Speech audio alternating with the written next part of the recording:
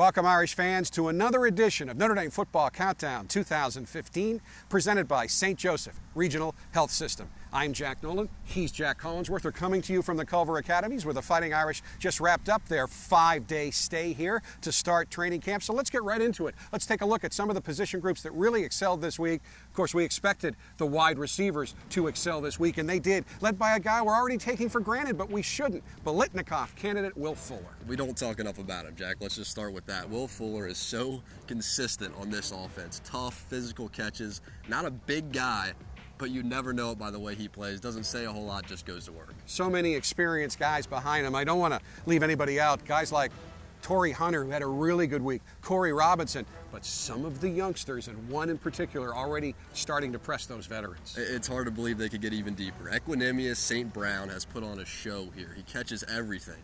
A long, athletic receiver, maybe even a Corey Robinson look-alike, if you will, but with more speed. I really like what I've seen so far from him. Now, one of the things I have really liked watching this week are the one-on-one drills between the wide receivers and the secondary. You'll remember last year, the secondary struggled for a variety of reasons, led by personnel losses, including your brother, who was a captain and only got to play 4 games because of an injury before the very first game. But this year, they're deep, they're veteran, and they look really solid. I think a lot of teams in college football would love to have this Notre Dame secondary. They look awesome, don't they? Kavari Russell and Cole Luke on the outside, so dominant. But finally, Coach Kelly has his 2 guys at safety. Max Redfield and Elijah Shoemate communicating well, and obviously the athleticism is undeniable.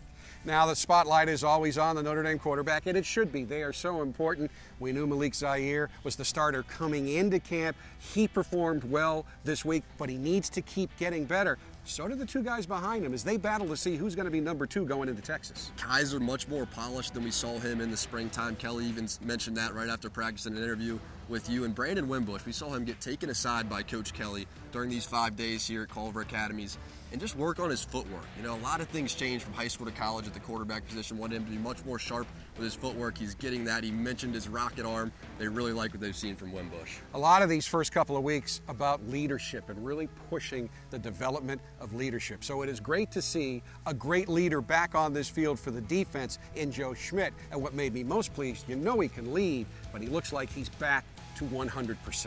You have no doubt when you watch him play if he's physically healthy.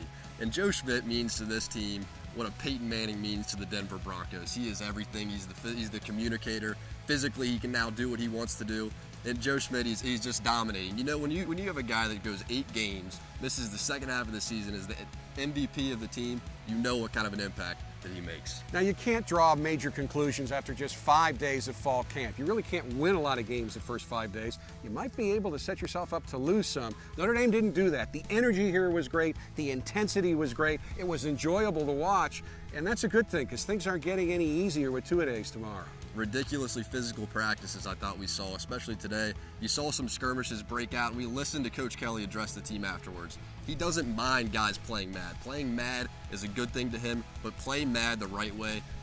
Use that energy, put your hand in the ground, and go dominate your guy the next play. And that was his message to the team. Another great thing that we did see this week, and I think it's going to start to be a theme this year, the coaching staff has great chemistry, and that's also an important part of most winning football teams. So we hope you've enjoyed our coverage so far, and we're just getting started as well. You'll be able to get the best coverage of Notre Dame football all season long right here on Watch ND.